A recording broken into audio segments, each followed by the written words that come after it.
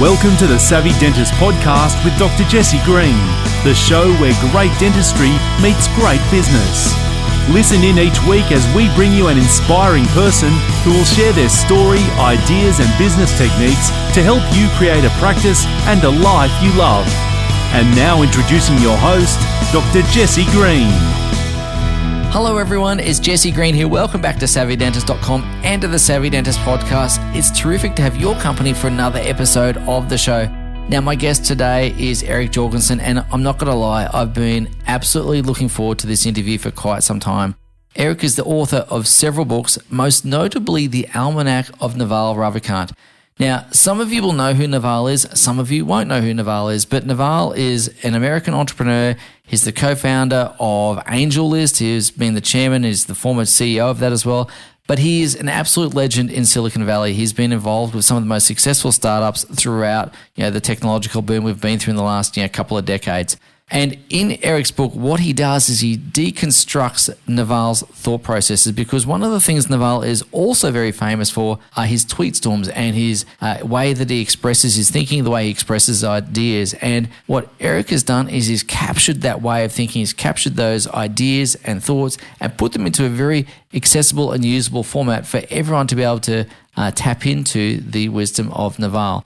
It's a really wonderful book. I'm going to encourage you, if you have not got a copy of this book, get a copy, because I promise you that once you read it, A, you'll read it again, but B, you'll probably buy a few extra copies to give to family and friends. It is that good. It's a book that I think every parent should be giving their child as they set forth into the world. Now, the conversation we had today was wide-ranging. Obviously, we spoke a lot about Naval. We spoke about the way he thinks, what fascinates him about Naval, some of the key insights around Naval's method of forming mental models, and how actually Naval draws some inspiration, as does Eric, from Charlie Munger and the mental models that he used when he was alive as well. Now, Charlie, of course, is the right-hand man to Warren Buffett. And in this conversation, we touch on other areas as well. We talk about, the way energy is working in the world. We talk about technological advances that are going to shape our future. We talk about Moore's curve and how we need to use energy wisely in the world. But we also talk about the type of leadership that we need to see in the world. Leaders that have courage, leaders that embrace an element of considered risk-taking. I think that's really important for us to have a conversation about in our businesses as well, because we know that we're living through periods of rapid change and we know that we have status quo bias. And how do we, as leaders of our own businesses, resist that urge to keep the status quo, maintain the status quo, but push forward into technology? And Eric gives us a couple of useful frameworks around it as well. So it's a really wide-ranging and interesting interview. It's quite philosophical. I hope it challenges you to think a little bit more deeply, or to reflect in different ways about some views that you might hold quite tightly, and encourage you to see things from other perspectives as well. So I hope you enjoy this podcast as much as I enjoyed recording it. So without any further ado, here's Eric Jorgenson. Eric, thanks so much for taking the time to come and hang out with us here on the Savvy Dentist podcast, all the way from Kansas City. How's things in your neck of the woods? Quite snowy, but beautiful. We just had our first big snowfall of the year. Wow. It's really interesting. Here in Australia, snow is not a very common occurrence unless you get to the really high altitudes. And so I live in Canberra, which is considered one of the colder parts of the country. We still don't get snow. And so I'm always amazed about snow and the depth of it, the thickness of it, the impact of it. And it's such a foreign concept to us here. I'm sitting here in a T-shirt and it's warm outside. We're obviously coming into summer. But yeah, snow, it's a thing that I don't have much experience with, I've got to say. I grew up in Michigan, so I'm very familiar. Texture, variety. I once went to Cleveland in winter, and I'll never go again in winter. I walked outside and people die in this stuff. Like seriously, it's bloody freezing. Yeah, the snow is not the problem. It's the cold wind. It gets pretty sharp. Yeah. Eric, you've obviously published a couple of books recently, very famously, actually. And your book, The Almanac of Naval Ravikant, is, it's a bestseller. I don't know how many copies you would have sold of that, but it would be in the millions, I'd imagine. Yeah, I think we were closing in on 2 million worldwide. That's phenomenal. Phenomenal. Incredible. Firstly, congratulations, because that's kind of rarefied air in terms of publishing. Did you know you were onto a winner when you wrote the book?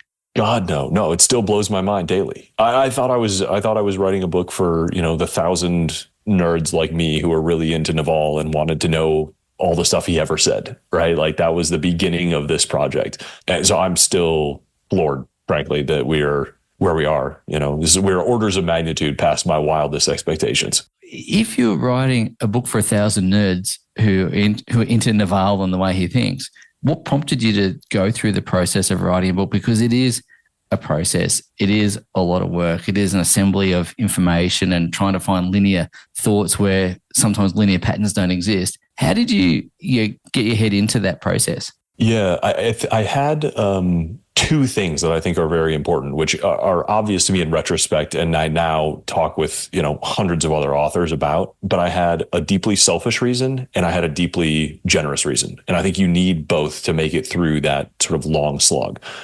I learned so much from Naval. I mean, I followed him for 10 years, and I thought so much of what he shared was timeless, universal wisdom that almost anybody on earth could benefit from if they could access it. But he was sharing it on Twitter and on podcasts, and both of these are, not searchable. There's kind of these weird little subcultures around them. And I just kept encountering things that I felt like, man, this deserves to be in a book. This should live on for hundreds of years. I want this to reach all these people. I'm a big Buffett and Munger nerd. And so I've read a bunch of these books that are compilations of theirs. And so I just came up with this idea to compile Naval's wisdom, sort of rescue it from the ephemeral dustbin of Twitter and podcasts and put it into a book. I knew that I would be better for having spent the time to do that. I thought it would take 3 months and it took 3 years, but I didn't mind because every hour I spent organizing his thoughts, I was learning. That was my sort of selfish personal reason, is I knew that writing this book would make me better and smarter. But I also wanted to give all of the things that I'd learned from Naval to as many other people as I could. And I thought that a book was the right format for that. It's interesting you referenced Buffett and Munger because as I was reading the Almanac of Naval, it reminded me a lot of Poor Charlie's Almanac, actually, in terms of the thinking, the mental models, the whole structure around that as well. So do you see parallels between their style of thinking? Do you see a crossover in philosophy? Yeah, the title is not an accident, and it's a meaningful homage from my point of view, because picking up Poor Charlie's Almanac from my dad's bookshelf when I was 21 changed my life. Reading Charlie Munger and just appreciating his thought process and seeing who influenced him and seeing how he approached investing in life is a real sort of confirmation and realignment on how I wanted to live and who I wanted. A lot of my closest friends now are people I met at Daily Journal or the Berkshire Hathaway meeting, because there's not that many 22-year-olds who are like deeply into Charlie Munger. And if you find another one, you probably have a friend for life, right? You were the outlier in the demographic, right? Yeah. Yes. Yeah. A bunch of, 65-year-old guys in pleated khakis. And then 3 of us wearing jeans and dirty sneakers, looking around for each other at those kind of conferences. But reading Naval, and Naval references Charlie Munger and references the Almanac and talks about mental models, and he really combined some of Charlie's irreverence and some of his independence of thought with this very future-oriented, technologically driven, sort of optimistic view, where Charlie's a little more old school, and Naval just combined those in a way that was really appealing to me. It strikes me, having read through your blog, listened to some of the podcasts you've spoken on or recorded yourself and so on.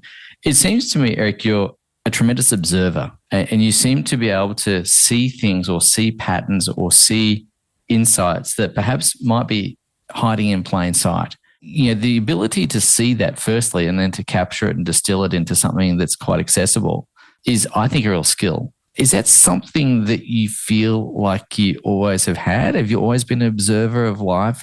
Have you always been able to distill complex ideas into something simple? I'm just curious about that thought process, because in and of itself, I think that's a great thought process and mental model in itself. Yeah, I think observing is it's the beginning of important thoughts. I don't know. I've always felt a little quiet, a little outsider, more of a reader and listener than anything else. I'm introverted by nature. And so I think when you are one of those people, you just make a habit of kind of like sitting and watching and seeing what you can figure out, trying to find those truths. And I think if you're diligent about that, especially if you make a habit out of trying to explain it to other people, that you do get better. That's where the sort of the condensation, condensing and turning those observations or the like vague notions that you might feel into, oh no, wait, I think there's something to articulate there. And then once you've articulated it, if it sticks in your head or it sticks in somebody else's head, then you can sort of start putting up tally marks next to it as it goes. And you're like, I've seen that. I've seen that again. I've seen that again, man.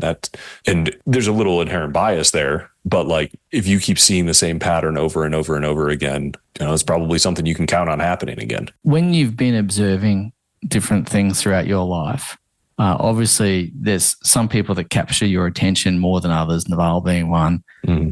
And other people, Pelagie and others and so on around the place as well. What is it that fascinates you about these people? What is it that, really captures Eric's attention as compared to someone else who might have something to say, but for whatever reason doesn't, capture your fascination? Yeah, I don't know. I wonder how different people's answers are to that. The general answer is probably like, it has to feel like a mix of correct to you based on your existing worldview, novel enough, either of an articulation or of an observation to be additive. And that's an interesting kind of balance to strike, because you're kind of pivoting around one foot where this person is already either confirming or reassuring you about something you already know, even if it's just the problem that you're observing together. And then providing you some sort of new way to think about it, new way to look at it, new potential solution. That's probably the generalized answer. Yeah. But there's some tension in that, right? And what I think comes out when I read your book around Naval is very similar. There's parts where I'm a little bit challenged by. If I'm candid, I'm going like, that's really interesting. It's not that I'm right and they're wrong, or he's right and I'm wrong, or anything like that, but it does challenge the reader, I think, in a really elegant way, in the sense that you're quite right. There's this reassurance of, we're on the same page here, but maybe having a look at it from another perspective. And I wanted to ask you, as the writer, how you found that tension in the book, because it's, for me, apparent. And I don't know if it's by design or if it's just a happenstance of Naval's thinking or what's happening there.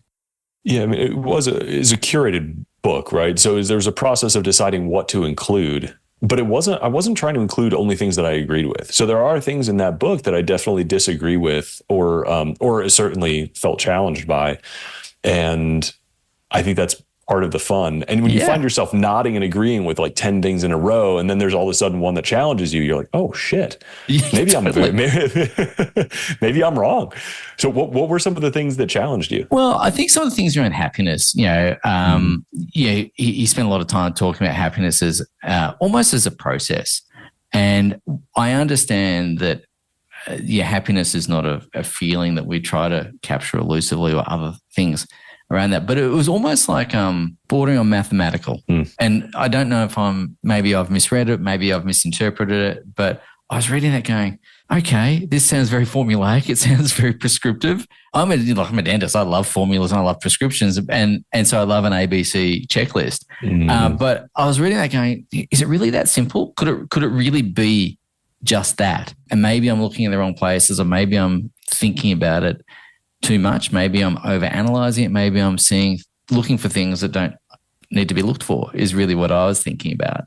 And so I appreciated the simplicity of it. Yeah, I think it's an interesting place to start. And of course, like if you observe that it's like perhaps too analytical or feels too simple, the obvious question is like, well, have you done all of the things that are prescribed and found them to not work? Yeah, that's exactly, which is why it's so bloody challenging, right? Is you kind of go like, I feel like I've just been punched in the face ever so nicely, but it's like, oh, you idiot, you didn't even do A, B, and C, and you're looking for X, Y, Z.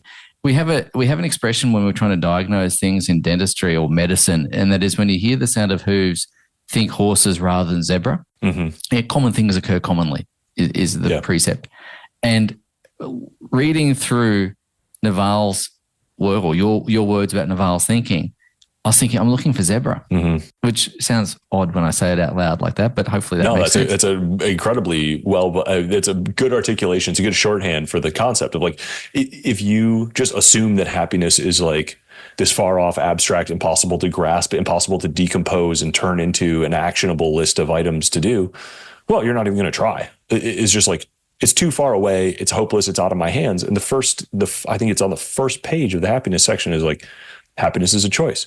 It doesn't sound, choice is maybe too light of a word because that puts you in a place where you should be happy and you're making the choice not to be, which is true, but a very iron prescription. Yes. The more generous way to think about it, I think, is happiness is a skill. And like, if you haven't run the analytics, if you haven't done the process that's prescribed, and here are the things that you do to become a happier person, then you're just a white belt. And that's totally fine. Like, that's how you progress, is by going through the motions to learn the skill to become better at the thing. So yeah, that's the thing I found about that book that you've written, is that it is both reassuring and challenging, and the tension around that is really elegant. And I enjoyed that element of the book a great deal, because there were times when I was just going,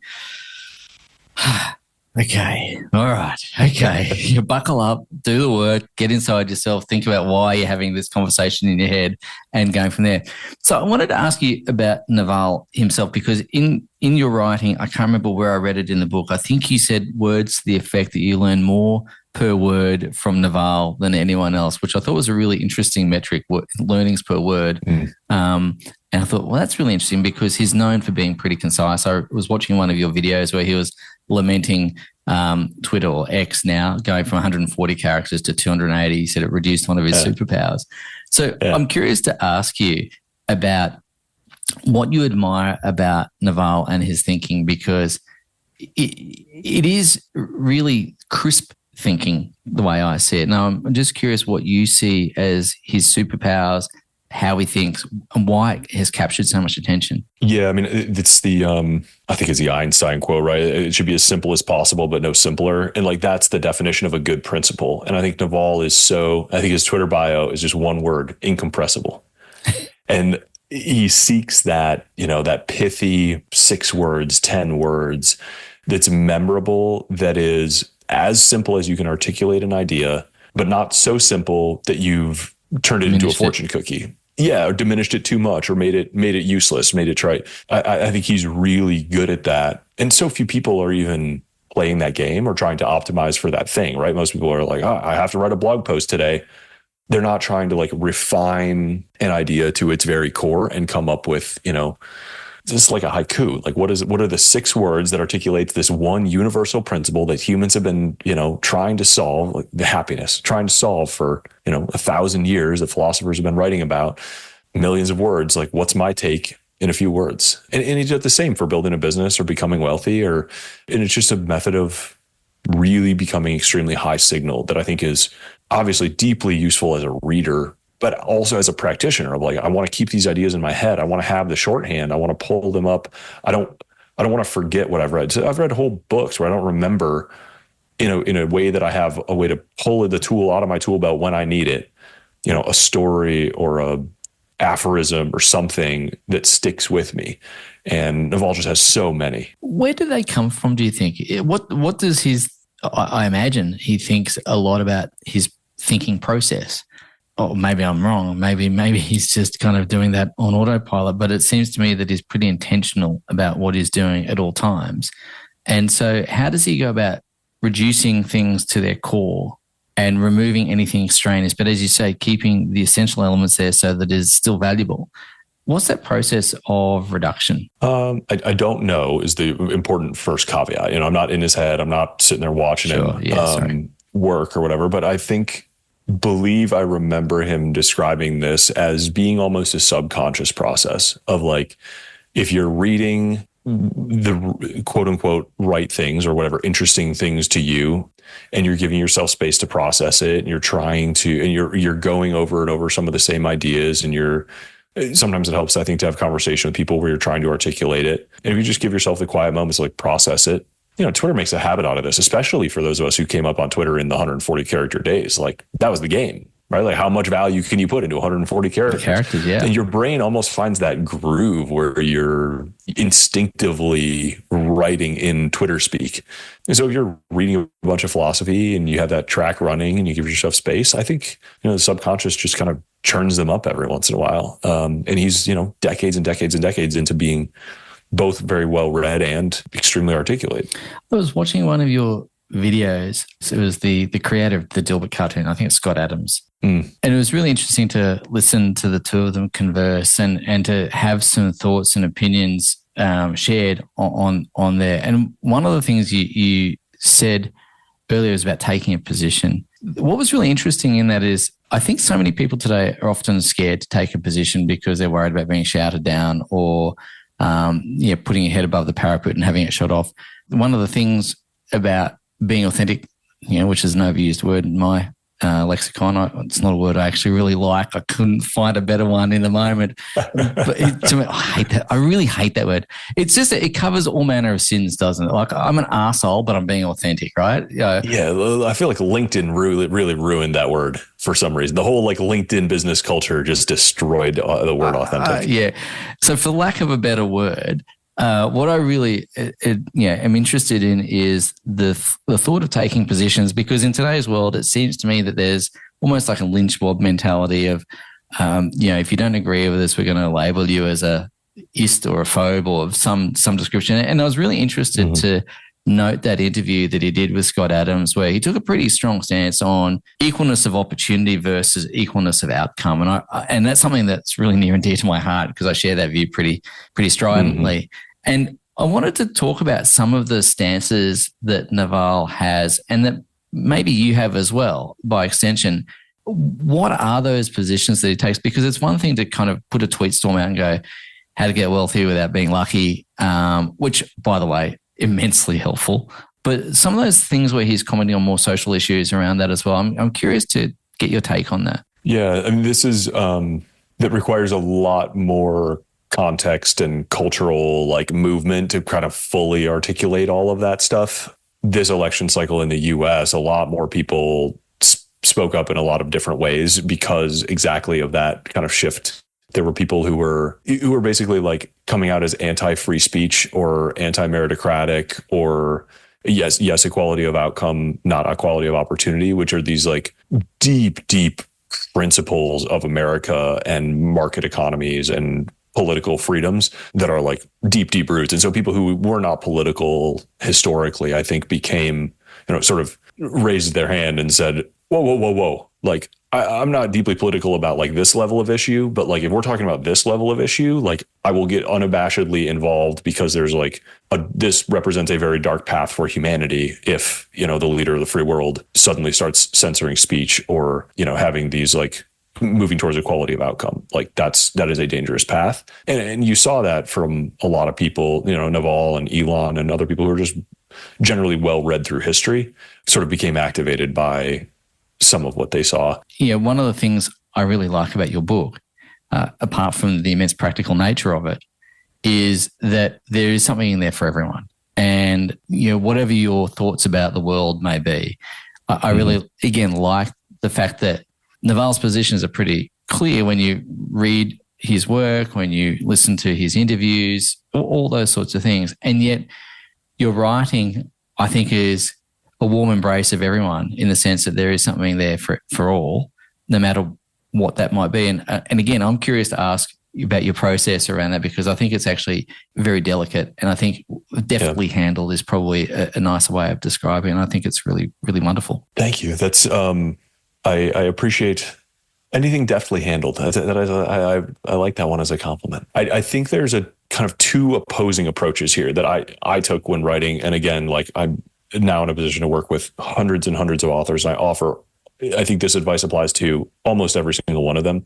You want to write to a very, very, very specific individual. And at the same time, whenever possible, you want to remove any limiting factors on who the addressable market is for the book. So I made the very deliberate choices to, this isn't necessarily like something that applies to everyone. Like you're writing a book just specifically for dentists, maybe even one very specific archetype of a dentist, but you can still make decisions to remove contemporary references. Yes. You can still make a decision to include examples from the entire sort of Western world, not just Australia. You can make the decision to not use as much jargon necessarily to like in what stories you include. So I did make every effort possible to make sure that the book was evergreen, to make sure that it was like sort of culturally universal to the extent possible. And so there's a lot of like small things around that like as you're reading in one specific moment in time and editing, that doesn't really trip you up. But you do have to like have a lens looking for deeply contemporary references and be like, all right, I have to pull that out. Or just changing wording from saying like in 5 years to saying in 2030. Just little things like that so that the books and the writing don't age poorly and still feel as relevant to everybody, no matter who, where, or when they are. I mean, as I said, I think you handled that very deftly. I feel like it's a book that, well, I've just bought a couple of copies for my kids actually because... Oh, that's incredible. Thank you. No.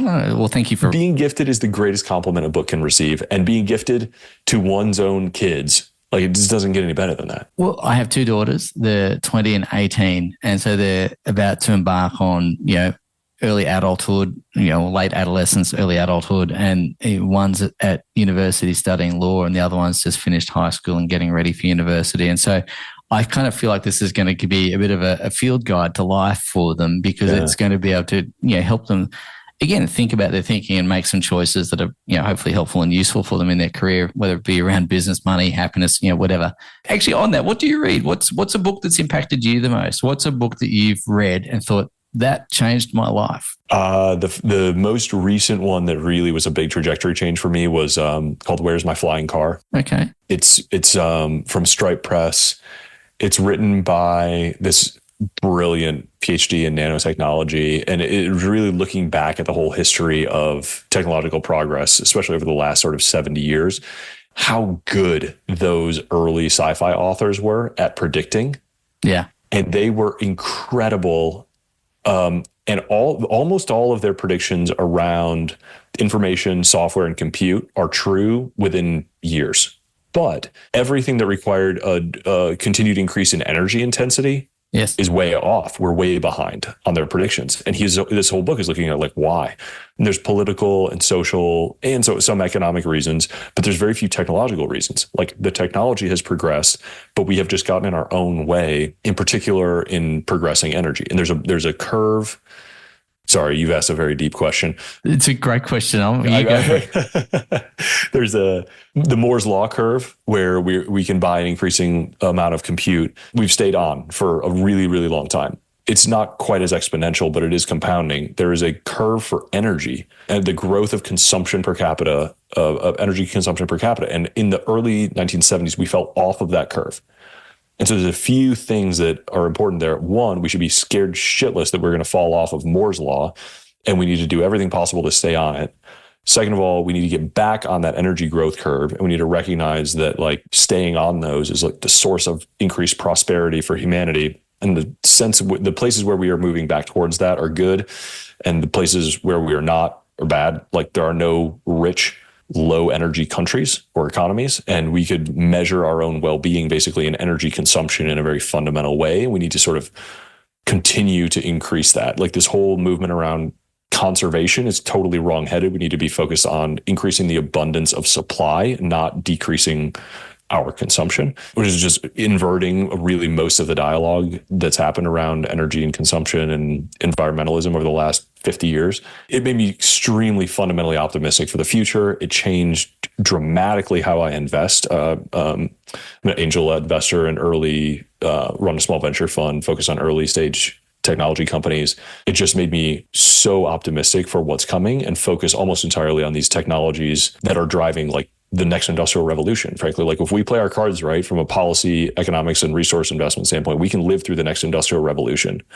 We can live through something on the order of electrification or, almost discovering the new world, or like there is just so much transformation left. David Deutsch is very similar, like The Beginning of Infinity. That book will do a similar thing for you, probably on a more fundamental philosophical level, less technical and engineering oriented, but both of those are absolutely incredible books that I recommend to people, as many people as I can. It will absolutely free your mind and change how you think about the future.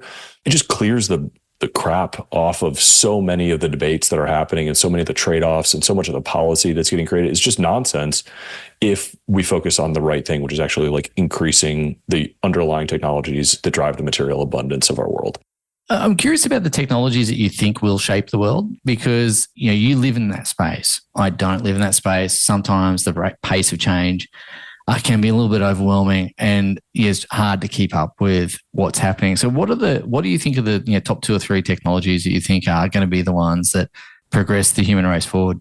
Yeah, I mean, AI is the thing that's getting all the headlines right now, and I think that will be transformative and is big. I do think crypto is big. Both of those are going to be, they will be as big as people think. They will be dramatically transformative, but it'll take decades for these things to happen for a bunch of kind of normal reasons. It just takes 30 to 50 years for these big transformative cycles to take place. I think the things that are less well appreciated is that some of the biggest markets in the world are actually going to be addressed very meaningfully by quote unquote tech companies, like disruptive new entrants over the next few decades. I think self-driving cars will be almost everywhere. I think humanoid robots will be almost everywhere. The second order effects of self-driving cars and humanoid robots are incredible. Like the cost of transportation and logistics and shipping will go down quite dramatically. I think energy is absolutely massive. Generation and transmission and storage, all very important. So nuclear and solar, synthetic natural gas has incredible potential. Batteries are a very, very important technology. As like more and more things get electrified, I don't think it'll stop at transportation. And I think with a greater energy density batteries, we'll see electric flight. We'll see a lot more home appliances have batteries in them.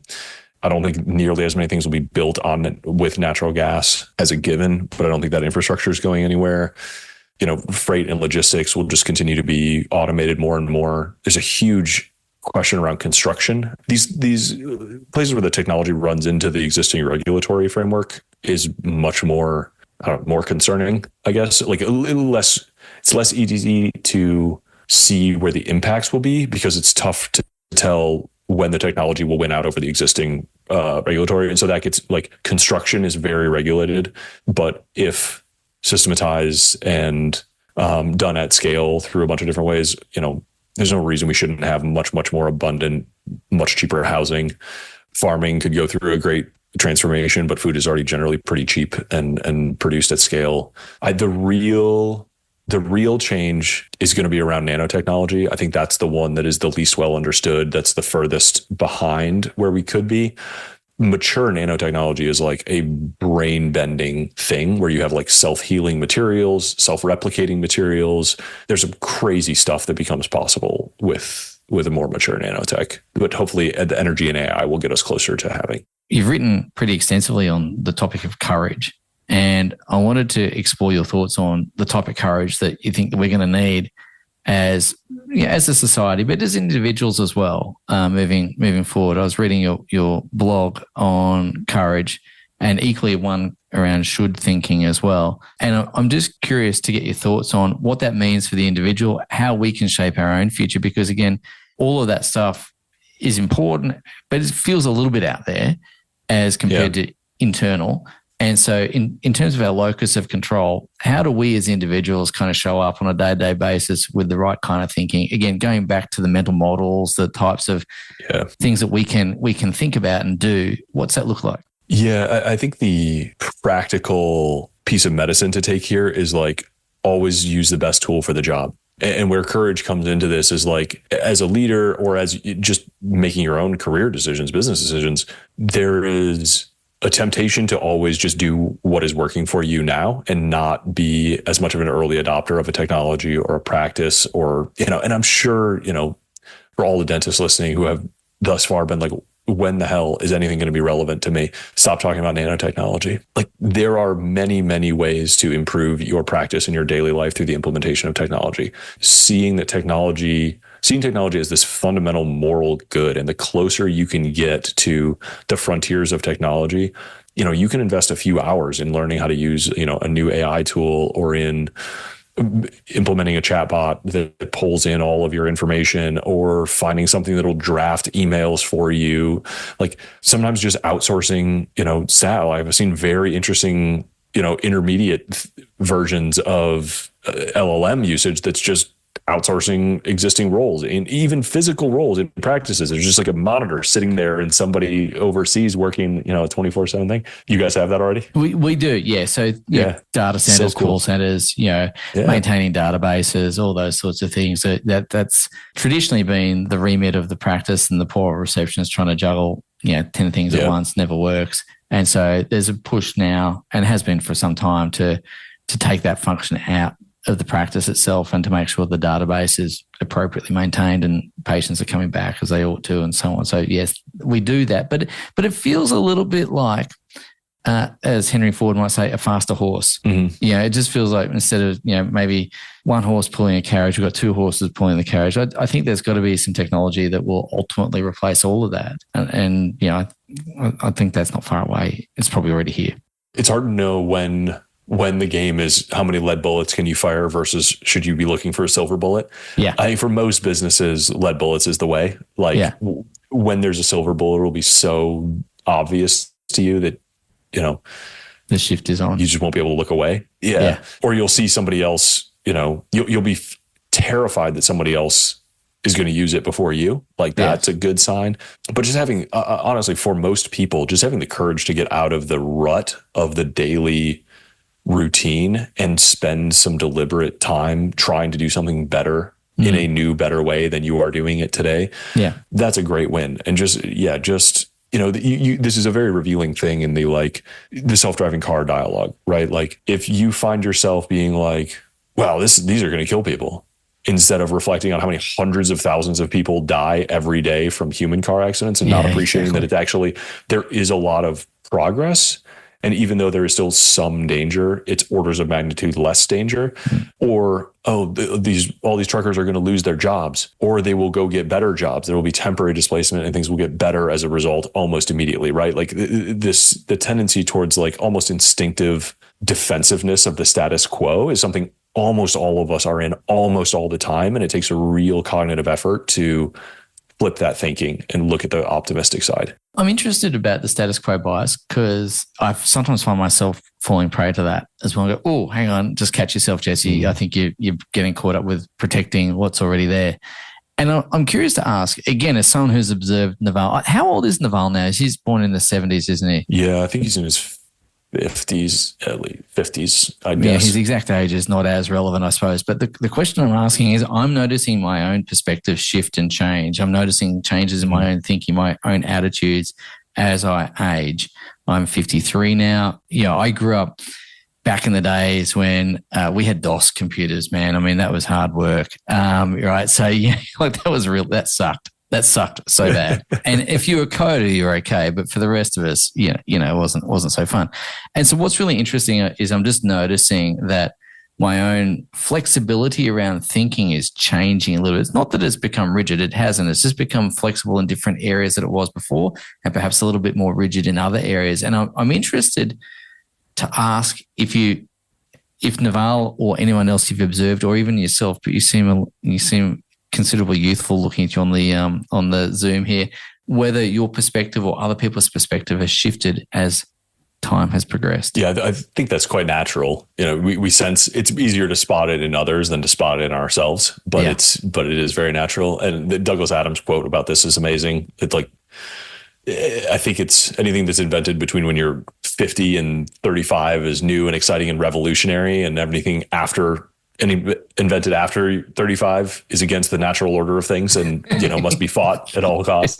So I think there's a natural drift there. I'm just crossing that magic threshold now. Mm-hmm. So I try to, I really do make a practice out of trying to find, it makes me slightly disagreeable in social settings, but like whatever the consensus is at the table, I just kind of try on the opposite, at least quietly to myself, and see if it makes any sense to me. We've spent a bit of time earlier in the conversation reflecting on Naval's thought processes and how concise they are and crisp and reductionist to an extent. And one of the things that I was reading in your forward, that Tim Ferriss wrote for you, is try them on, but also feel free to disagree. Naval seems to have maintained intellectual flexibility around a lot of things. And I'm just wondering if you have any insight as to how that may be achieved, as we progress through the years. Yeah, I mean, I think it's almost a byproduct of all of the reading and thinking that he does and like how he lives his life, right? Like it's in part a byproduct of being in the technology industry, right? Like, there's a new wave coming. You have to, like, by the time you understand something really well, it's probably halfway to past, and you need to start over on understanding what the next wave is going to be. Yes. But he's got a great tweet that I'll try to recap. It's, spend your time in the company of children, geniuses, sages, and I can't remember if there's a fourth thing, but like when you hear children almost inherently keep you young. I know that he works closely with a ton of, 18, 19, 20-year-old genius engineers who inherently are like always bringing new ideas and close to the frontier themselves. He's meeting with founders all day that are like bringing new ideas, excited about new things.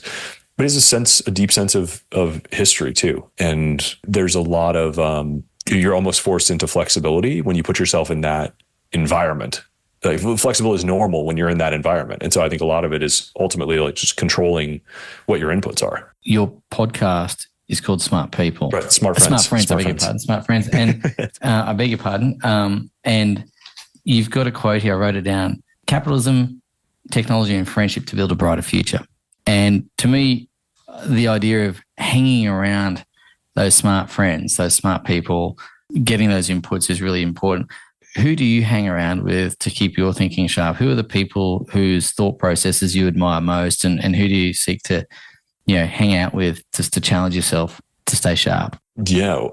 Well, I mean, I've got a wonderful set of like close personal friends who I all admire and respect deeply. I choose quite carefully who I follow on social media and who I let sort of plug their outputs into my inputs. It's a huge part of, why I love investing, is just like meeting this nonstop parade of new founders with new visions. My partners in the fund, I deeply respect and appreciate. The investors that I work with, are usually interested in channeling money into these kind of people. And so they're always excited to talk about whatever is new, what you choose to read. Like, that's where it started. But before you have real life relationships with any of these people, you basically, I didn't realize this at the time, but I spent my early 20s becoming the person who was going to become friends with the kind of people I wanted to become friends with. And it just started with like, reading the books that became part of my DNA, that I went then and we bonded over what we were reading and who we were excited about and what we wanted to do in the world. And that's just a really cool thing. Some people do it with football games, and I just happen to do it with Charlie Munger, You three friends at the Berkshire Hathaway meeting. Friends for life. Doesn't have to be a lot of people. I'm fine with that. It's totally cool, right? It's totally cool. Well, the reason I asked that is because we hang out with a lot of younger dentists as well. And they often say to me, look, Jesse, how did you kind of figure out what you think about and what you want to do? And it's exactly the same. It all began with books for me. I've been an avid reader forever. And these days there's a preponderance of books around on almost any topic. But again, when I was growing up, there was no Amazon. So it was the local bookstore, the local libraries, the local whatever. And I think you're right. It is about those inputs, and guarding what does go into your brain is actually pretty important. And so for the younger listeners there today, I think you've just had a big leg up from Eric there, just in terms of thinking about how you want to progress, who you want to hang out with, the sort of person you need to become to hang out with the people you want to hang out with. I think it's really useful. That's the same heuristic Charlie Munger used about your spouse. Like, you want to become the kind of person who deserves the kind of spouse you want. Right? Like, this is all, over a long enough time horizon, like, you will get what you deserve. And your goal is to figure out the price of the thing that you want and pay it. That's so true. I'm reflecting on an early experience with my wife. I have to tell you, I have a lot of views around money and finance, and we've been fortunate enough to do relatively well in that space. And when I met my wife, I remember on our first date, she made a couple of comments to me that you probably wouldn't tickle too many people's fancy, but I remember like we were going somewhere and we were going to say, I was thinking, where do you want to go for a nice meal? She didn't want to go for a nice meal. She wanted to go for what we would call a meat pie here in Australia, which is it's like a hot dog. Let's call it it's the equivalent. It's not a hot dog, but it's equivalent. I remember thinking, man, you are so hot. I just like, I finally become the person to have a girl that wants a hot dog, right? It's nothing hotter than a fiscally conservative partner. Yes. Yeah. Frugality. You got me. Yeah. I'm in. I'm all yours. Anyway, that was a random side note. I apologize. That was totally off topic, but the thought bubbled into my brain. Eric, really appreciate you taking the time to come and hang out with us. Firstly, congratulations on the Naval book. It's fantastic. You've obviously got another book out around Balaji, which is fantastic as well. I'd encourage everyone to go and get their hands on everything you publish. I'm curious to ask, who's your next subject, if you have one? Are you allowed to say? Yeah, I'm really far. Hopefully it'll come out next year in 2025. Okay. I'm making a lot of progress on a book on Elon Musk. Awesome. Same format, compiling his most useful ideas. I mean, he's the greatest entrepreneur, the greatest living entrepreneur for sure. Maybe the greatest entrepreneur ever to live. He thinks so differently about both purpose and choosing good missions and what to work on. And then, of course, just the level of intensity and focus and his playbook to success is he's running 4-minute miles in 10 different directions at once. And there's so much to be learned and gained from studying him. I think no matter what you think of any individual thing that he is doing, he's just worthy of study. He is totally worthy of studying. He is changing the world. He is, he's putting rockets up into space and having them come back again. He's wiring the space with all the, satellites, not to mention EVs, not to mention battery storage, not to mention was it Solar City? I can't remember the new name of Solar City. There's Solar City. I mean, the Boring Company doing the tunneling. There's Neuralink is making a lot of progress actually on brain control interfaces. X is its own whole bizarre side quest. Yep. His output is just incredible. How does he manage to context shift and be across all that, do you think? I know I'm opening up a whole loop of conversation right now, but no, that's all right. The depiction that I remember most vividly is from Walter Isaacson's biography on him, which is like a whole big thing, but Walter got to follow him around for months while he wrote it. And he says that Musk is a deep focuser serially. So he will just like check out completely, and then he'll go absolutely all the way down, super, super deep, intense on one thing at a time, and then stop, shift entirely. So he's like never multitasking. He is always like solving the most important problem with great intensity. Yeah. Wow. And like the story that just came out about this is he went into, it was XAI. So it was one of his newer companies that's focused on basically the OpenAI competitor. And they said he went into that office and sat for 18 hours straight in that office and had 5-minute meetings with every single staff member, 5 minutes for them to explain what they were working on to him and to for him to opine on it. And he did that all in a day. And I'm sure just got back on a jet and went off somewhere else. He just finds the most high impact action and takes it with great intensity immediately. There's a lesson right there, ladies and gents. Find the most high impact activity and focus on it with intensity, and that will move your business forward in leaps and bounds. Eric, once again, you have been incredibly generous and fun to talk to. I appreciate you taking the time to come and hang with us, and for indulging my little side rambles as I think about meat pies and hot dogs. And financially, frugal spouses as well, and the merits of that. So I appreciate little side journeys. Ladies and gents, if you want to find out more about what Eric does, head across to his website, of course, and you can head to ejorgenson.com. There's a bunch of things to read there. Grab the books from all the reputable places and jump on the newsletter as well. I think there's tens of thousands of people on the newsletter. And mate, thank you again for coming to hang out with us. You're a good man, and I appreciate you. I appreciate you. This was very fun. Thank you for listening to the Savvy Dentist podcast. For more episodes, go to drjessegreen.com/savvydentist. And to discover how to build a high-performance dental practice, visit drjessegreen.com and download the free report.